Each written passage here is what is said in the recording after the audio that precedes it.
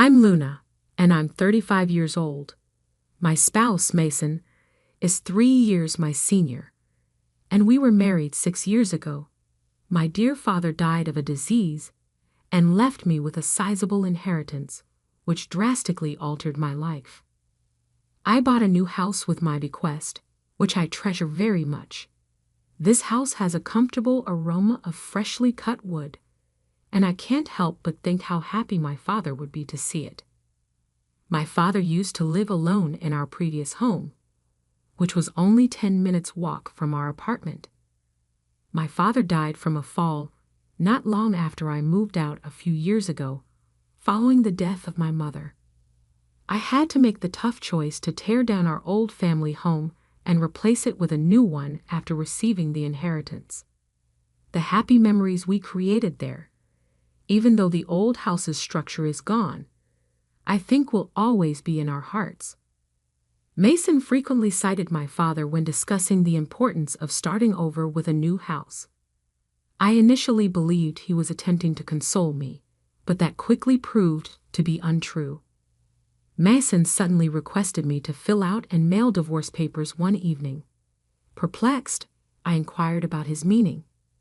He told me quite frankly that we were divorcing and that the new house he was having constructed with my father's money was for his mistress, who he was going to live with. I was taken aback upon discovering his adultery. In sharp contrast to how he described our relationship, he acknowledged having an affair for approximately 9 months, during which time he described his mistress as charming, caring, and truly in love with him. Mason said he would take the house as alimony, saying he had no further benefits from our 6-year marriage that had produced children, and that he always hated returning home to me. I went to Mason for solace since I was upset, but he gave me the finger instead. He said that my behavior influenced him to have an affair and ultimately decide to leave, and he held me accountable for his actions.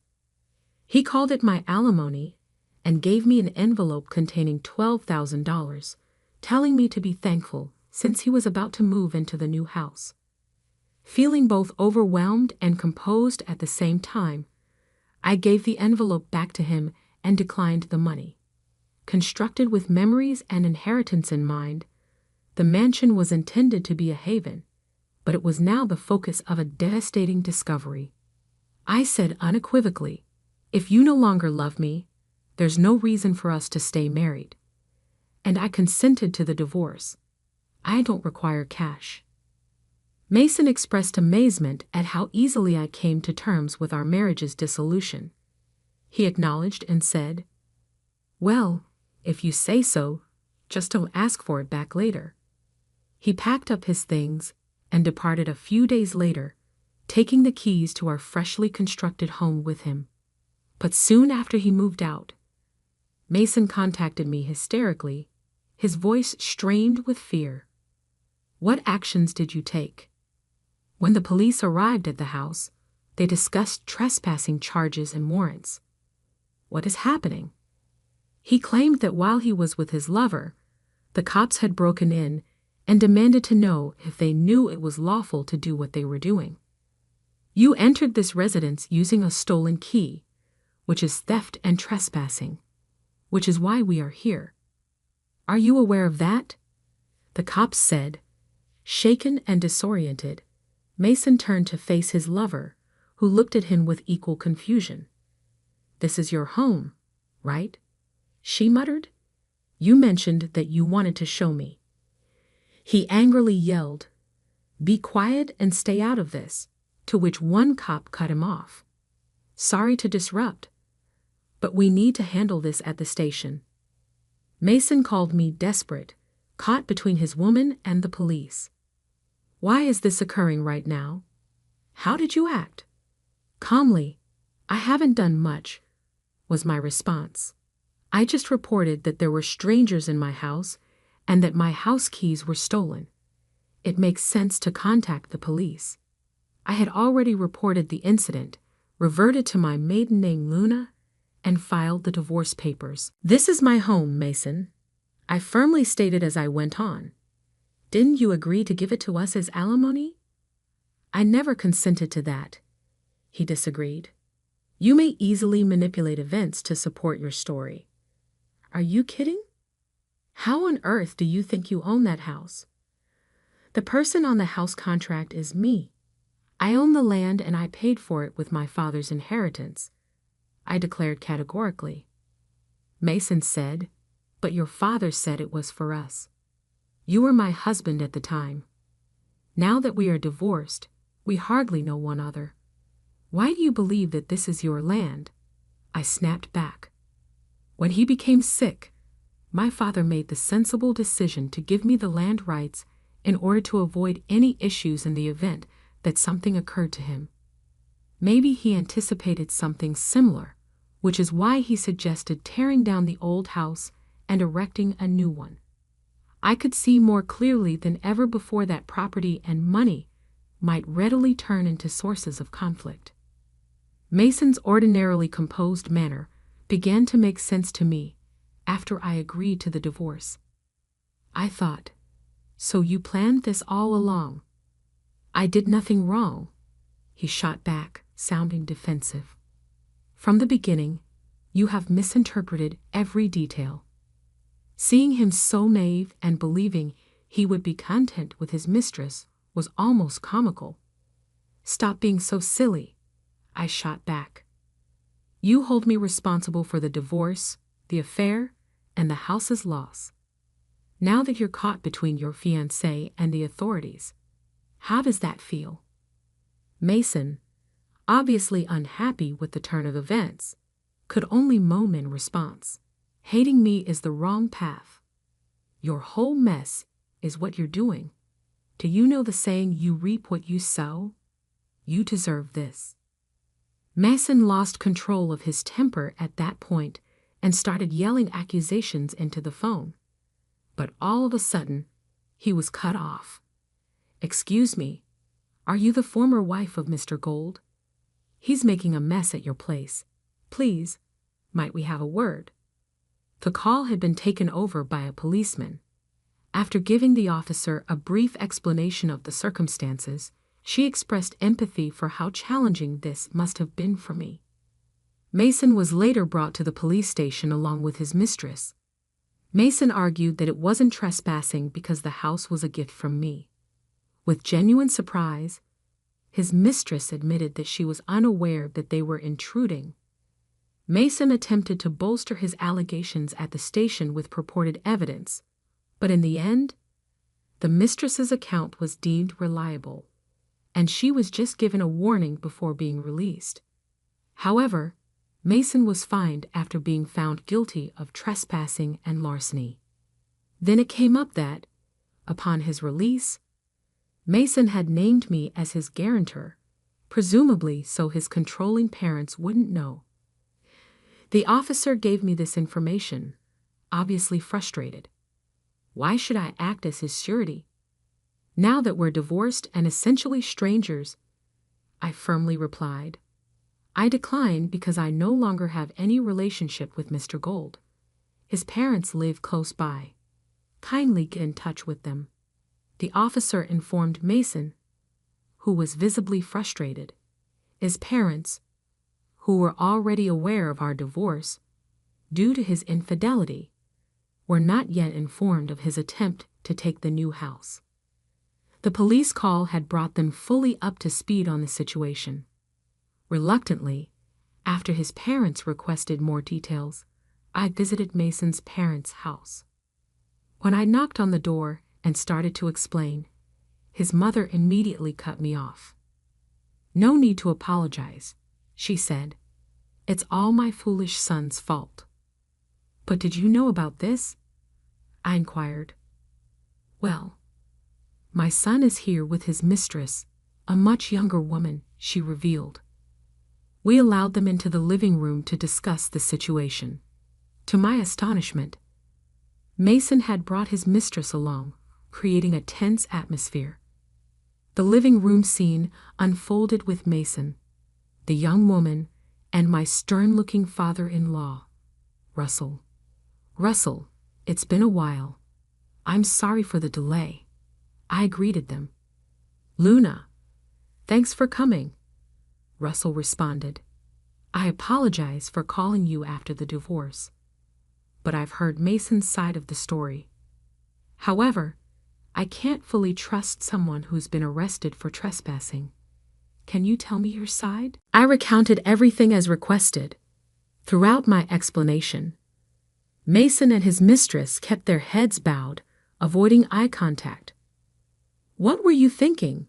Trying to take Luna's new house? Are you insane? Russell demanded of Mason. It's not that simple, Mason interjected. How is that even possible? Russell retorted, clearly frustrated. Your story is completely different from hers. Apparently, Mason had spun his version of events before I arrived. What were you told? I asked. Russell explained. He claimed you willingly transferred the house to him, then changed your story and reported him, leading to his wrongful arrest. Really? He said that. I was incredulous. It's true that when we discussed the house, I didn't object, but that doesn't mean I agreed to transfer ownership to him. To suddenly claim the house as yours and report it is beyond comprehension. I'm so sorry, Luna, for having such a son. Mason's mother apologized. What are you saying, Mom? Mason argued. I'm telling the truth. Luna wasn't agreeing. She was too stunned to speak. I nodded in agreement with Russell. Despite everything, Mason continued to make excuses. Anyway, you never mentioned owning the land. If I'd known, I wouldn't have done this. If I had told you, you'd have found another excuse to do the same thing, I replied. How can you say that? Were you spending a lot on her? Mason asked, gesturing towards his mistress. No. Why would you think that? I responded. Right after our divorce, I happened to run into one of your colleagues. When I mentioned the divorce, I received some shocking information that left me reeling. I continued. Mason's college had looked uncomfortable during our conversation. No offense, but I thought it might happen. The colleague had said, What do you mean? Didn't he tell you? I asked, the colleague shifting uncomfortably. The colleague finally spilled everything, revealing details that I should have known sooner. I wasn't initially aware of the full extent of Mason's actions, but a conversation with one of his colleagues soon brought everything to light. Mason had been openly bragging about his mistress, a woman 15 years his junior, lavishing her with expensive bags and jewelry. He boasted about his plans, even sharing that he intended to divorce me to marry his mistress, capitalizing on her recent inheritance from her deceased father to build a new house. He said, Once the house is built, I'll divorce Luna and somehow claim it. No matter the opposition, I'll get it. Then my young new wife and I will live in the big house. The colleague recounted, it seemed the house built with my father's inheritance was not just a home, but a grand gesture intended for his proposal to her. Hearing this, I confronted Mason. I've heard everything. Do you still insist you did nothing wrong? I asked, my frustration evident. Mason, visibly flustered, attempted to justify his actions. Well, yes. I bought her gifts. So what? I used my own money and gave Luna her living expenses. She's not my destined partner. This woman is. I brought her here today to announce our marriage. His parents, present during this confession, reacted with shock. However, the most astonishing response came from the mistress herself. Mary, did I ever say that we were even dating? She declared. What do you mean? Mason asked, bewildered. Exactly that, she replied firmly. I'm not in a relationship with him. I only approached him for a sugar daddy arrangement. I told you from the start that I was looking for someone for that kind of arrangement, and even married men were acceptable. You agreed to it initially, but now what are you talking about? That's creepy, she stated. Mason went pale, stunned by her revelation. At that point, I asked her, "So why did you come here with him today?" The mistress explained, "I came to ask for more time to pay the alimony. I knew he was married, so it was an affair, and I was prepared to pay the alimony. But I'm still a student." "A student? How old are you?" Russell, Mason's father, interjected, looking bewildered. "I lost my parents early and have been engaging in sugar dating to pay for college. I sold all the gifts for living expenses," she confessed. This revelation turned the entire room silent, leaving everyone to digest the depth of deception and the surprising turn of events. As the discussion unfolded, the mistress clarified her financial situation, indicating she didn't have savings to immediately start paying the alimony. "I've just secured a job and can start paying alimony from my salary," she explained. "So you came here to ask me to wait for the alimony?" I asked. "Yes, that's right," she confirmed. Mason, who had been silently listening, suddenly erupted in anger. "Didn't you hear her? Unfortunately, she never intended to marry or even date you. But that's separate from the alimony you owe," I pointed out, trying to steer the conversation back to the matter at hand. "What about saying you wanted a house?" Mason challenged the mistress.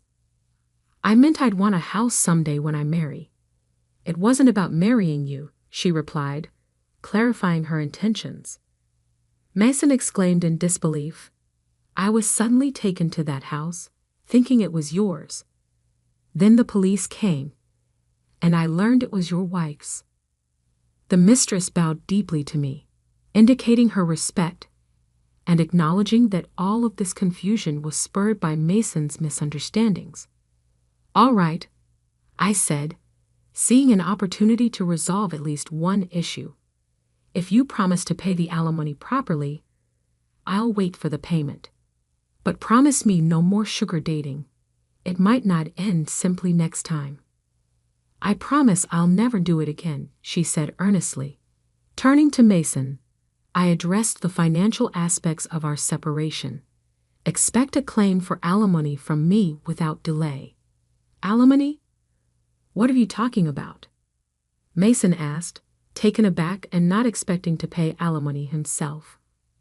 "You said you didn't need alimony when you returned the money," I reminded him. "I gave you $122,000, and now you're asking for more. That's not what we agreed on."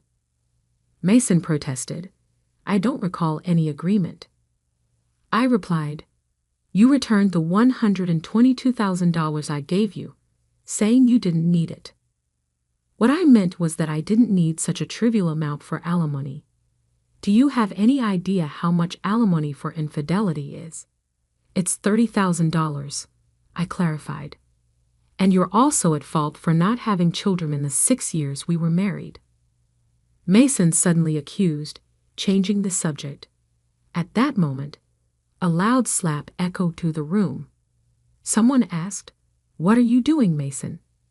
He held his cheek, clearly stunned by the impact. "Are you serious? Do you think her inability to have children is her fault?" I asked, incredulous at his audacity. "Enough with jokes, Dad," Mason's father interrupted, turning to him. "Don't tell me you're blaming Luna for your affair, too." Mason stubbornly stated, "Well, that's how it is. I shouldn't have tied the knot with her. It resembles fraud." "How on earth did you think that?" I put into the test. "Your parents desired to have grandchildren. They decided it would be best to separate if she was unable to conceive. I chose her for that reason." Mason's father remarked, looking plainly upset, "We must have raised you incorrectly if you really think that. Your mother waited 8 years to become pregnant. Before Mason was born, Deborah, Mason's mother, had to go through 8 arduous years of intensive reproductive treatments. Observing others have a simple time starting children while she battled caused her great stress and sadness. Tears were now streaming down her cheeks as she listened to the drama play out, a silent witness to the grief her son's actions had brought back. Russell, Mason's father, finally said, "Leave this house now," clearly disappointed. Mason posed the obvious question, "Why?" Russell replied, "You're a long-awaited son, and I can't bear to look at you now." His voice was laden with anguish. "Remain away until you have a true understanding of your mistakes." "But where ought I to go?" Mason questioned, a hint of desperation in his tone. "Go back to our apartment," I said. "We've already canceled that flat. It was unnecessary to keep with the new house. I immediately canceled it after calling the police. There is nowhere for you to go back to." Mason realized he had nowhere to go and was clearly shaken. He attributed his mistress's actions to his frustration. "You are to blame. You now claim you never meant to marry me, even though all the money has been spent. It is a scam," she answered calmly, saying, "I was upfront about it being a sugar relationship. I never made gift or money requests. Feel free to file a lawsuit. But don't forget about the alimony. I have documentation of our agreement." I added, observing Mason become agitated. He stumbled and said, "Wait, please wait." I ignored his request and called his parents to let them know what was going on before leaving their home. Later, after learning Mason no longer resided at his parents' home, I retained legal counsel and issued a demand letter for alimony. I ensured that it wasn't delivered there. The receptionist at his place of employment questioned, perplexed as she studied the letter, "Why is it being sent here?" "Sending such documents to residential and employment addresses is feasible," I clarified. "Is this what this is about?" she asked, observing Mason's pallid, trembling appearance. "Yes," I said. "I simply stated the facts. I was not requested to be silent. It is his own fault." The demand letter that Mason's employer received immediately became public knowledge of his activities, including his engagement in sugar dating. His professional reputation took a hit as this revelation caused a larger conversation among his peers. Mason made the decision to go from his position, stating that he was departing on his terms, following a string of humiliating defeats and being unable to handle the rumors and murmurs. His troubles didn't end there. Feeling that he was a victim of marital fraud, he sought for free legal help. The legal advisor was not supportive, though. The advisor said, "We have seen cases similar to yours, but based on the evidence you have provided, this isn't considered fraud. At first, you consented to a sugar daddy relationship. If you later felt something, that was entirely your fault. If you want to sue, you can, but it will probably be a financial waste." Mason made the decision to drop the lawsuit after taking the advice. He'd eventually confided in me, feeling dejected and regretting his previous actions. I'm not sure what I was contemplating. I had no idea how important you were, even after 6 years of dating. He begged sincerely, "I swear I'll make you happy this time and won't let myself be distracted by others." He begged me, but I was unmoved. I made a clear decision. "I decline," I retorted firmly. "Why?" Following so much pleading. He did not give up. I had realized during those 6 years that Mason was not a good person. He tried to take what was rightfully mine, put all the blame on me, and then came back brazenly when he had lost everything, expecting to make amends. Why would I want to be back with someone who is so self-centered? I inquired. You don't have to put it that way, said Mason. The same things you said to me once. Still, I was determined. Knowing his current situation, I firmly said, never contact me again. After that, I hung up, erased all of his contact details, and modified my phone number. A few days later, something unanticipated happened. I was told by one of the neighbors, your ex-husband came to the house the other day. He made a disturbance, so we had to chase him away. What did he have in mind? Shocked, I pondered out loud. To scare him off, the local ladies, who were aware of the circumstances, had even feigned to call the police. I haven't seen him since, so I don't know where he is or what his circumstances are right now. However, I have no doubt that he is not living a happy life.